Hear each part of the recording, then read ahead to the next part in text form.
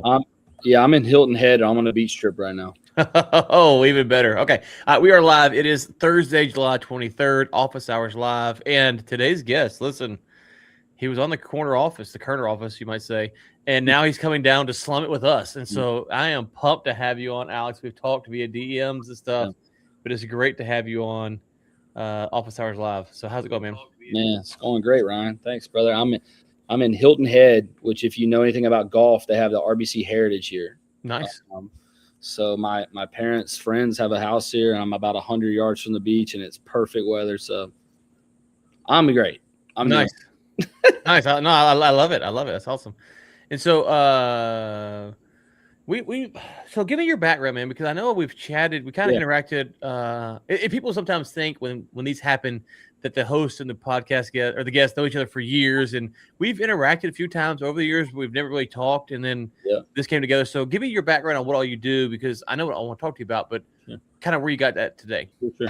Yeah, I've only been on X for 2 years, so I'm new in this. I'm new into the X game. Okay. So my background is I went to college on a baseball scholarship. Oh, cool. Big baseball guy, and did not go well for me. I, went out too much. Grades got bad. All the things that happen as a freshman, and finally really got the jolt in me. Like, okay, everything I'd hoped and dreamed for, which was baseball in college, that was my whole focus of my life.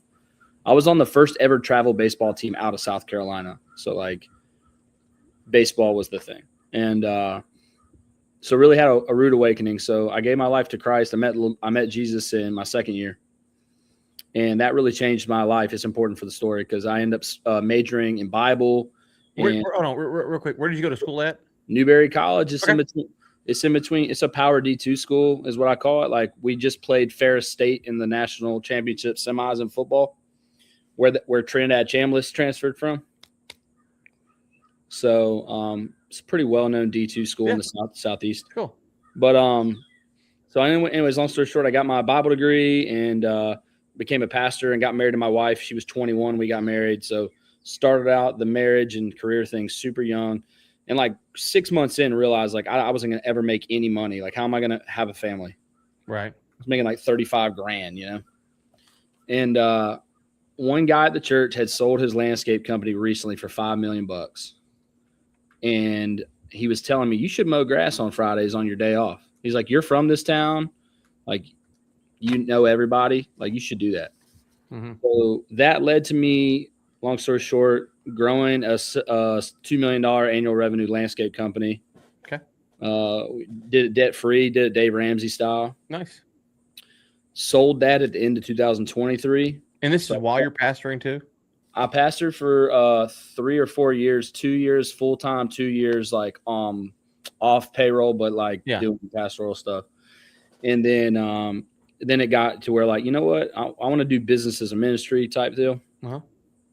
And so we have 4 kids now, live on a 10-acre little property farm type thing.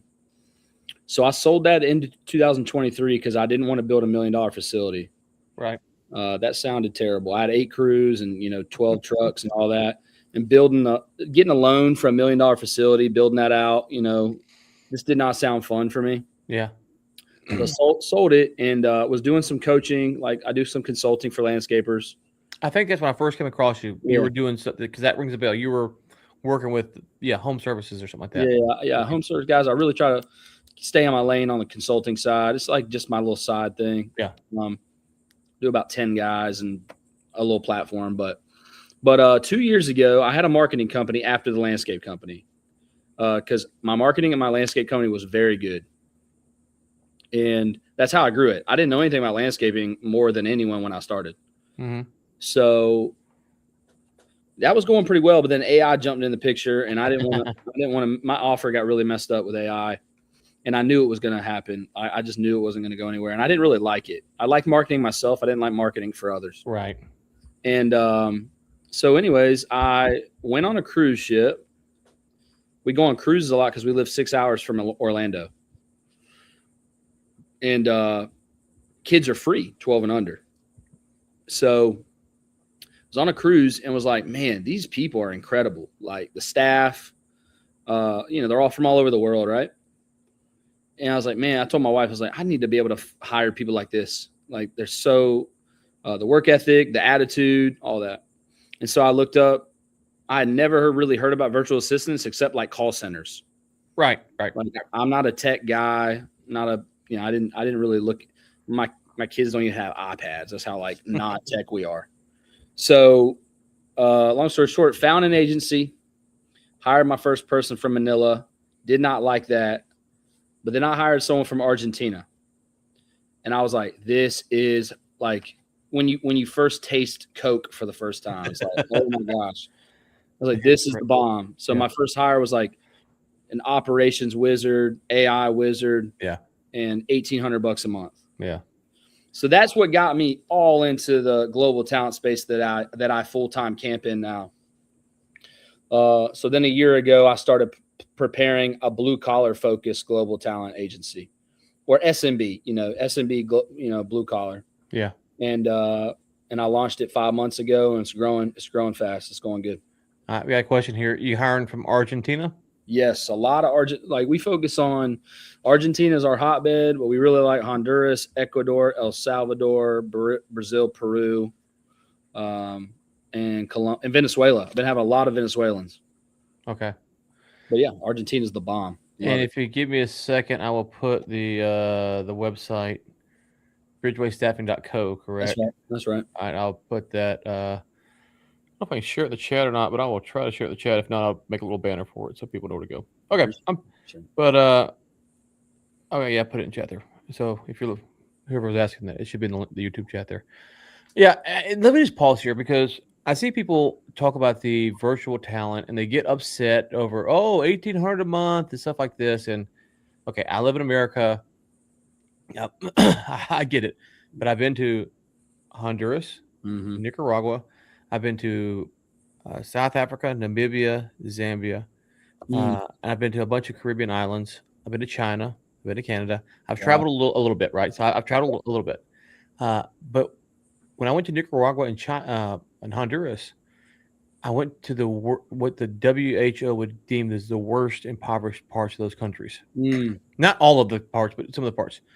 And let me just say, $1,800 a month is a lot of money. Wow. So could you pay them more? Well, of course, anyone could pay anyone more, but people say that, pay them more. It's like, well, okay, first off, and I don't get all the ethics of all this stuff, but it's always a thing to me. It's like, okay, if you're offering a good wage for someone, and like in Honduras,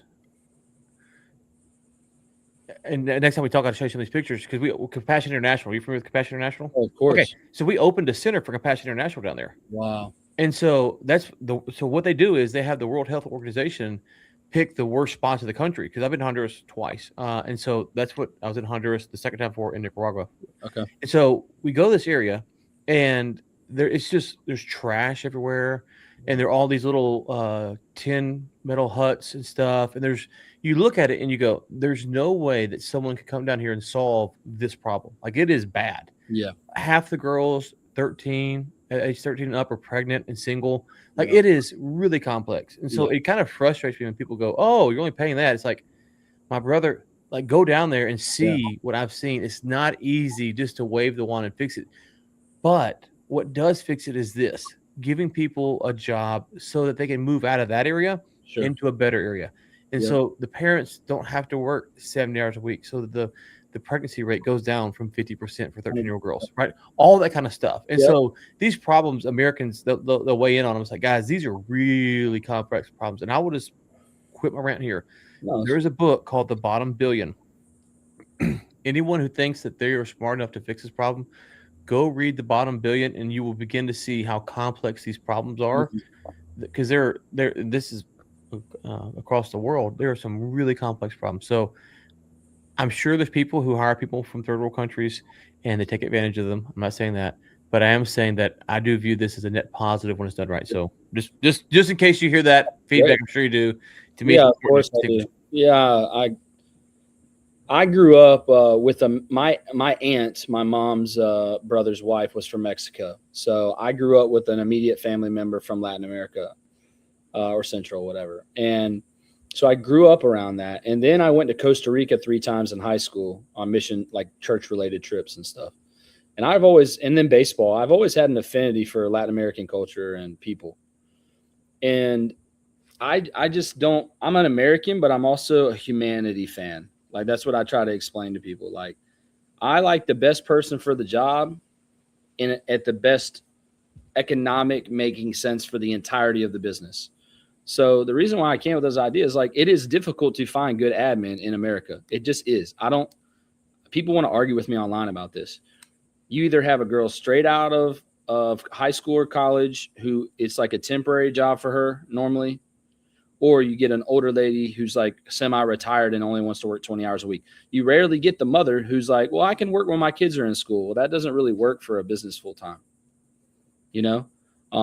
So I'm not saying it's impossible. It's just difficult.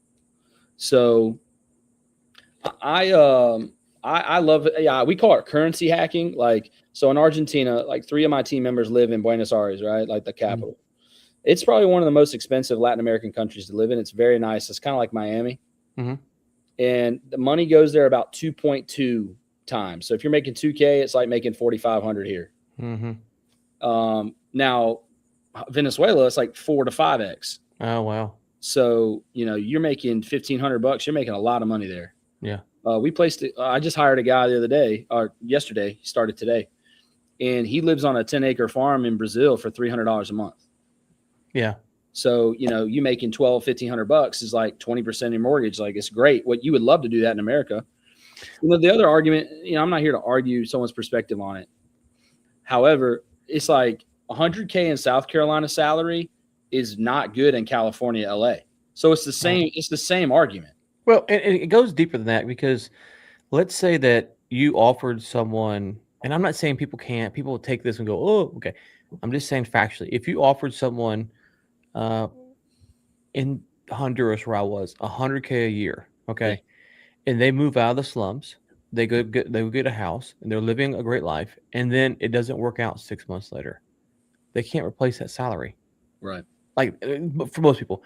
And so, like, it's not just what you are paying them, it's can they also replace the salary. And we see that here in the States. Like, you get a job, and the job is based upon what other people are paying. And if you get a job that pays you way above that, and then you get laid off, fired, or quit, it's hard to find that again. And and so it's a very complex thing that people think it's all about greed. And I'm sure for some people it is greed, but it is way more complex. And it kind of frustrates me, because it's like, man, when you go to these spots, these countries, and you see the true poverty that some of these places face, it's heartbreaking. It is heartbreaking. And 1,500 or 1,700 doesn't fix that. 1,500 and 3,000 doesn't fix that. 1,500 and 10,000 doesn't fix that, because it is a very, very complex issue. So we placed a single mom in the beginning. So we started early March, and we placed a single mom, and she had the craziest story I had heard. Her husband left her and her 2 small boys in the middle of the night to move to America. Never spoken to her again. She lives in Honduras, I believe Honduras. She tried to jump the border to find him in America in 23, got caught, got sent back. She's had no help, nothing. She grew up in America, in Virginia, for 12 years. This is a crazy story. And her mother married a Muslim guy. So she had to lie and say it was her daughter was her sister. Does that make sense? Like, this girl was her mother's daughter, and she said, oh, this is actually my sister, and she's moving back. So she sent her own daughter back to Honduras. Her mother stayed in Virginia. So this woman's gone through absolutely everything. She's got 2 boys. One of them has asthma real bad, and we got her a job starting. I think her starting wage was like $1,300, and her mortgage was $325 a month. So, like, it was a huge. Now she's already up to like 15, but she's incredible. Her English is literally perfect. She grew up in America. So for me, it's like I'm a man of faith. People don't have to be. It doesn't matter to this conversation, but I care about the value of a person, and I like helping people, whether they're from where I live or not. And I also care about the quality of the job, like the talent. So for me, like I'm not just saying this because I own an agency. I'm blown away by the Latin American talent. So many of them are 4-year degrees. They've been working since they were 18. Their English is incredible. They're AI savants. Like they're just so good at this role. And for us, like we get people always, I had someone ask today, like Philippines and, oh, we only do Latin America right now because I'm a big time zone desiring person because we do blue collar. So the time zones really matter because everything is very focused on making sure they answer customer support, cleaning companies. We're doing a lot of cleaning companies lately. And, you need to be able to be on their time zone so you can answer if a cleaner can't get in the door or whatever, right? So. Yeah, well, I mean, I think I was at a conference in Zambia, and a professor from Carnegie Mellon was there, and we were talking about the degrees because a lot of people in Africa have master's degrees, 2 master's degrees, and they can't get a job. Yeah. And he was frustrated that the West has told people to go get degrees, and then there's no jobs for them. Yeah. And so it's a problem that the U.S. has exported by saying go get degrees, and there's no jobs for those degrees. Like, and so people say, well, you got these people who have all this talent, and they do. I'm not denying that. There's just not jobs to meet their talent, and it's sad. It's not good. I wish it was different. But guess what? Ryan and Alex didn't say to go do that, and then now we're trying to undercut you. What's happened is our system, and oh, by the way, if you grew up in America, I'm 41. Your whole life, you're told to go get a degree, go get a degree, and people don't realize that from an international standpoint, what's being told in America is being exported to the world. So if we're swearing up and down that climate change is the biggest thing, that's what's happening to the world. If we're swearing up and down that AI is the greatest thing, that's what's happening to the world. And so when we've told people you got to have degrees, we've told the international community this, and we give them money and help them and stuff like that. And so they tell their people, and they look to America what to do. And guess what?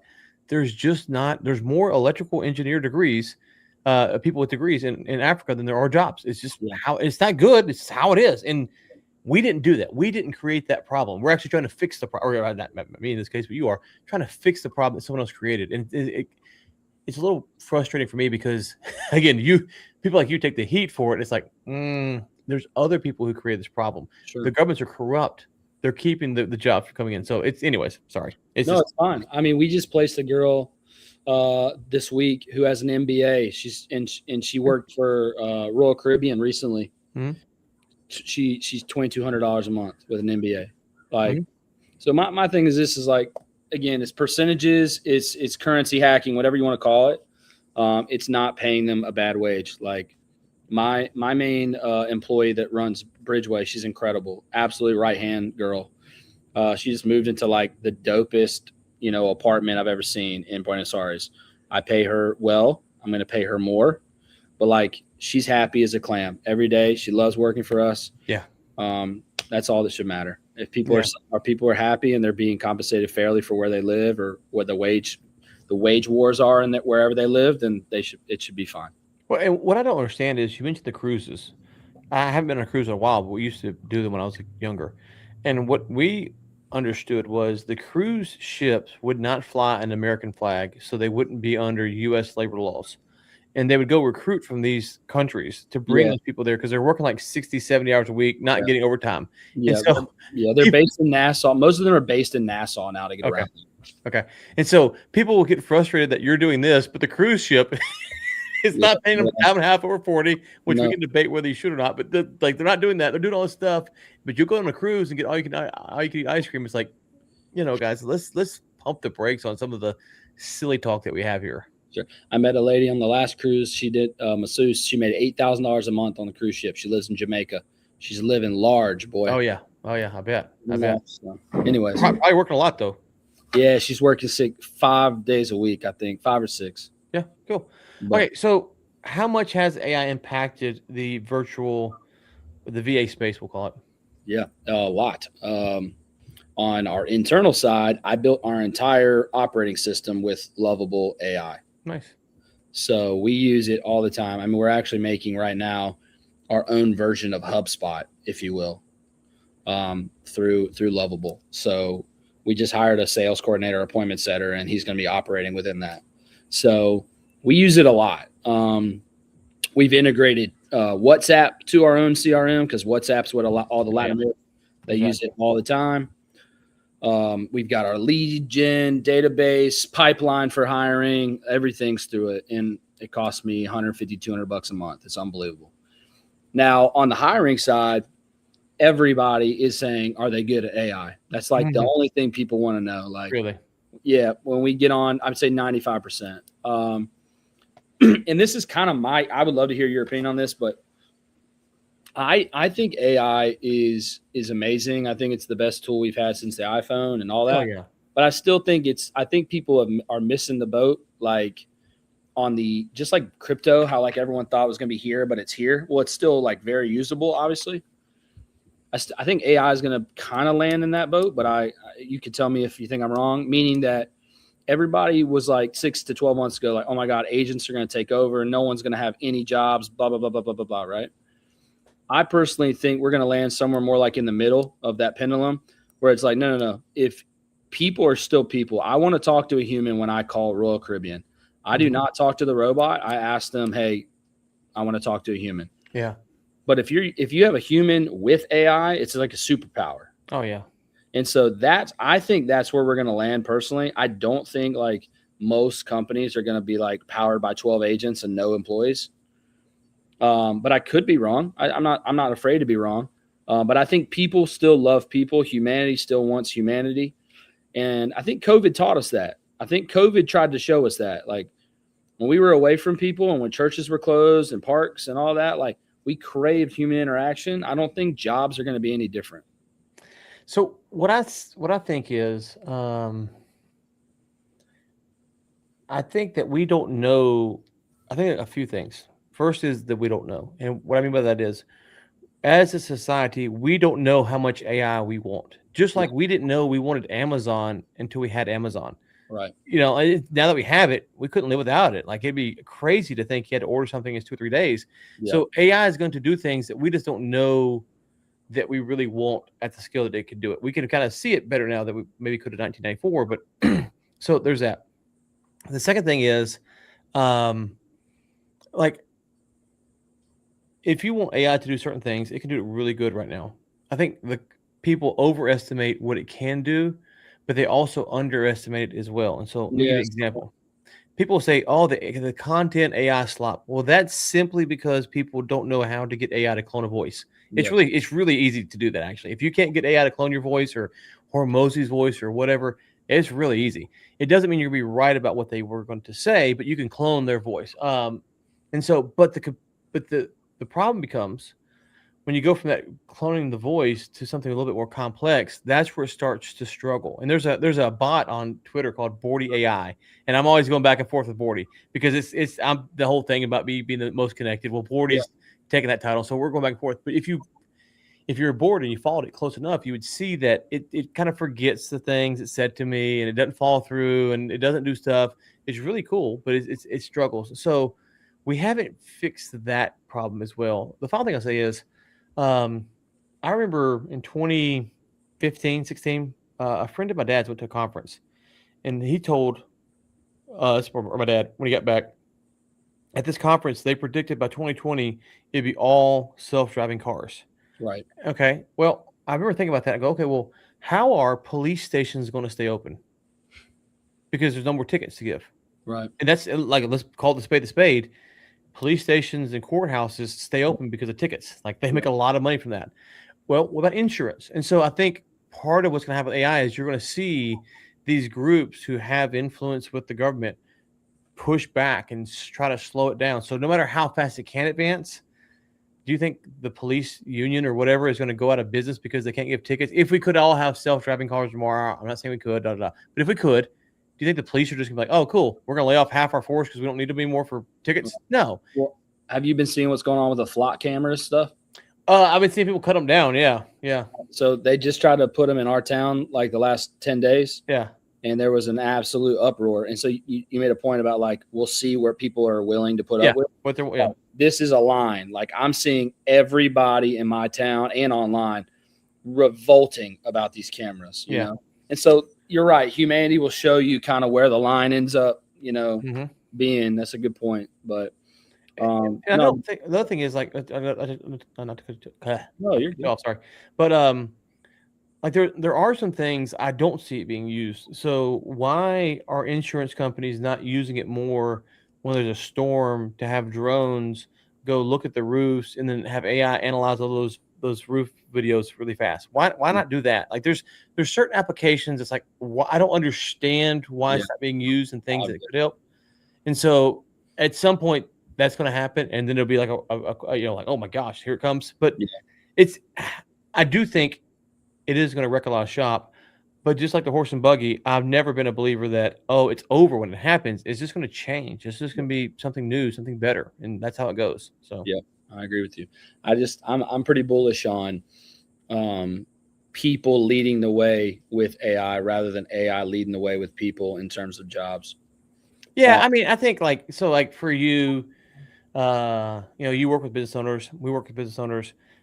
One of the reasons that I do this live stream is so that they can see us. We're talking. I just mumbled a bunch, you know, stuttered or whatever. We're here. We're live. We're not AI. Like, and so they will see us like, oh, that's two humans. That's their talking. We have a common shared experience with third world countries.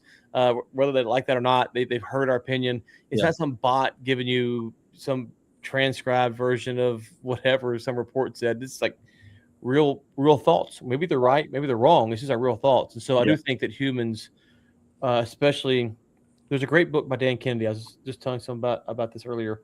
It's called like Sell to the Affluent or something like that. And I just think if you take that mindset that you're selling to the affluent of society, they're going to want trust. You know, they're not going to want, for some things, for your McDonald's order, sure, type it in there. But how you manage your finances, well, they're going to be worried about that. They're going to want to know that you are going to be there. And like I saw a debate yesterday about some guy saying, you know, he's going to use AI for his legal stuff on a $30 million transaction. It's like, okay, cool. But if it's wrong, you can't sue Claude. Yeah. Like you can't call up Claude and be like, hey, guys, y'all messed up. Hold them accountable. Right. And the affluent understand that. And they don't. So yeah. So anyways. That's a good point. So where are things heading at from your standpoint, from the economy, not the global economy? Are people still looking? Are they calling? Because I always get a mixed vibe over what the economy is actually doing. Talking about the global economy? No, in the U.S. because people are like, oh, we're crashing. People are like, oh, we're growing, and I'm like, I have no idea. So here's what I was just talking to my wife about this other night. So I've been doing content. You know, I've got like 20,000 followers on Instagram. I got a little bit of an audience there. Content and consulting for a while, and people reach, you know, same as you, like connected, like people reach out, ask questions. Oh, I want to start a business or whatever, or hey, I need help with my business. Can you jump on a call? Whatever. I have never in my 9-10 years being in business had as many calls about people going bankrupt or struggling financially as I have in the last 6 months. Like I have had so many people. Hey, I have a $800,000 business. I can't make payroll Friday. Hey, I took out I had 4 people call me this year about MCA loans they took out. I got one guy that has a $3 million landscape company, and he called me January, February, and he was $1 million in debt, $600K of MCA loans. MCA loans could be brutal. Yeah, and he's like, "What do I do?" I'm like, "Wow, how'd you get in this mess?" But yeah, a lot of guys they thought they had good businesses because of the COVID boom. They bought a lot of equipment, especially blue collar guys, a lot of equipment, grew fast, got a new facility, leads slowed down a tick. Well, the real answer is they never really had a lead gen process. It was just leads were flowing. And when everything slowed down some, their systems got exposed and their purchases did not match their cash flow. Yep. And I believe I think through next year is going to be brutal for a lot of guys. However, on the flip side of that,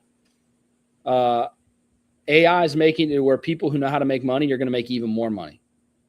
So like the chasm is growing. And so I was on the phone late last night till 1 a.m. with a cleaning guy that's signing with us today.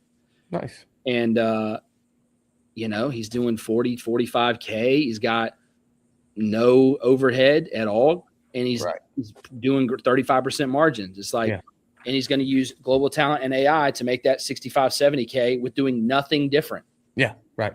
So if you know how to deploy elite global talent with AI, it can increase your revenue 30, 40%, like quick.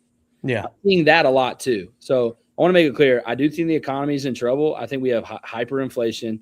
I don't know. So my wife and I's dream, we have 10 acres and we live in a barn dominium house. Yeah. That's something kind of cool about us. Awesome.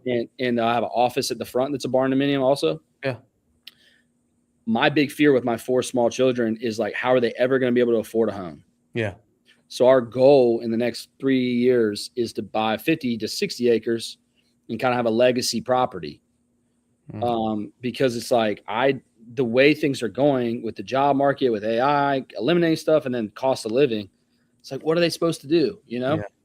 So I definitely have seen a constraint. I definitely hear the pain from the people who've never really systemized their processes. They've never really hired agencies to help them grow, whatever, consulting.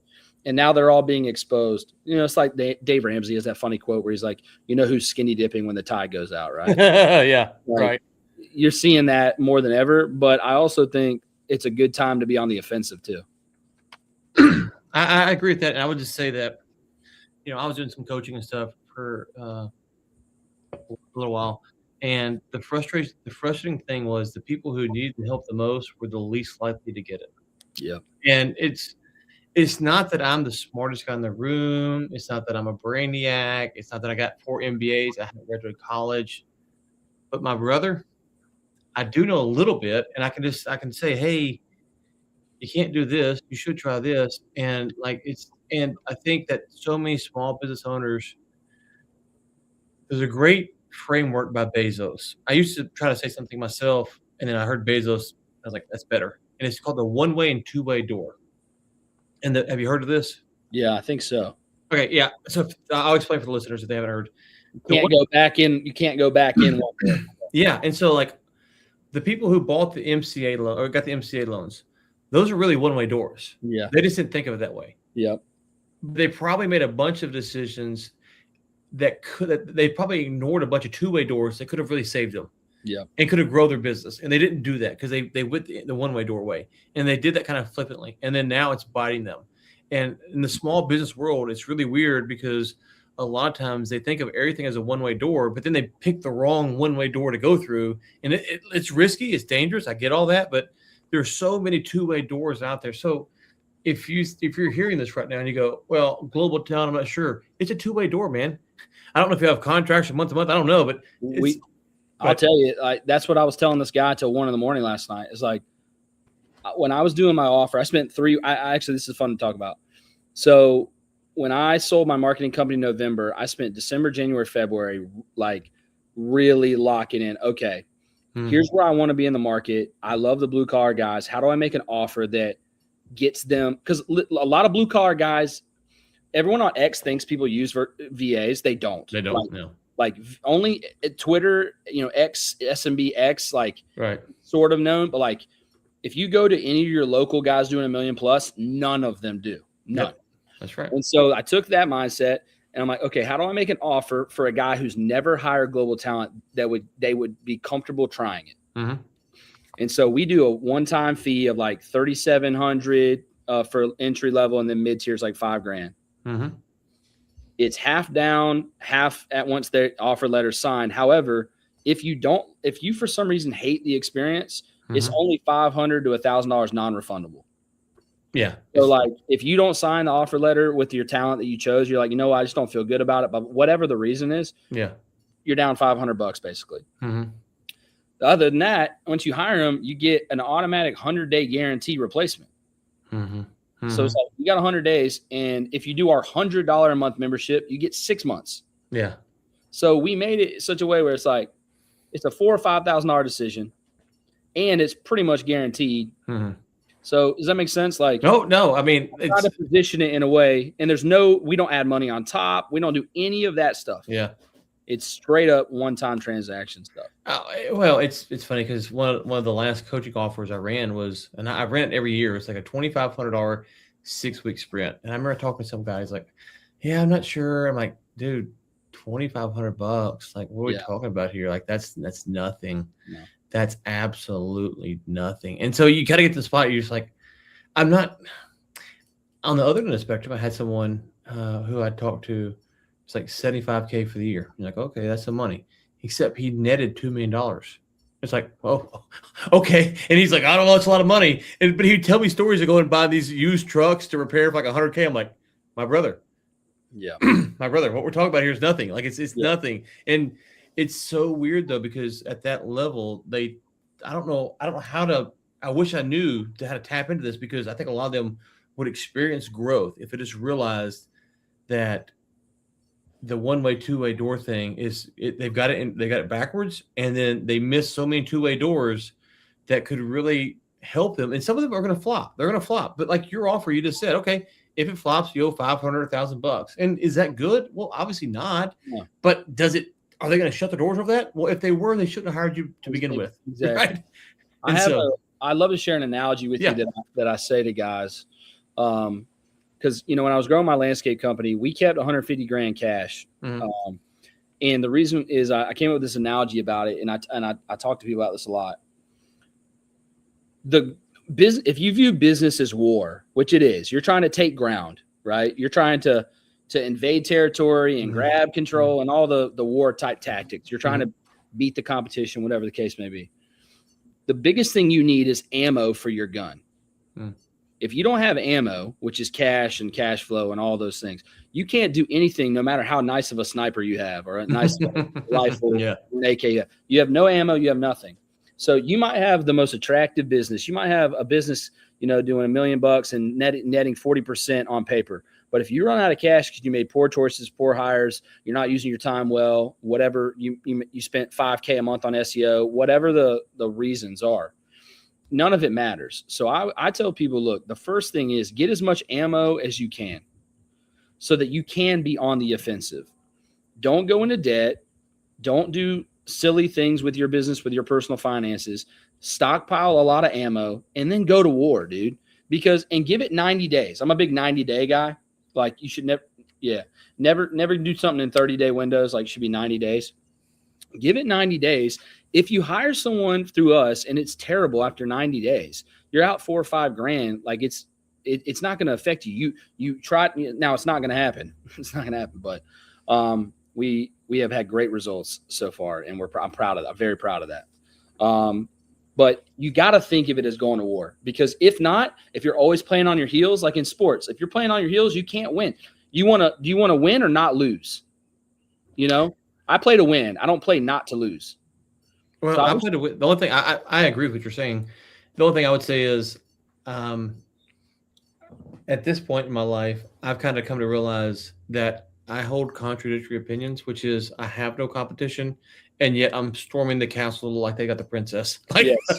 So because competition is, there's Pepsi and Coke, and they're fighting for the number one spot. But in your yard analogy, there's not really competition. There is. They're going to pick Bob or Tom or whatever, but there's so many yards, it doesn't matter. Yeah, right. Exactly. But I still treat it like I'm storming the castle because as if they got the princess. But is it really competition? No, because for us, if we're redlining, we're doing 24 deals a year.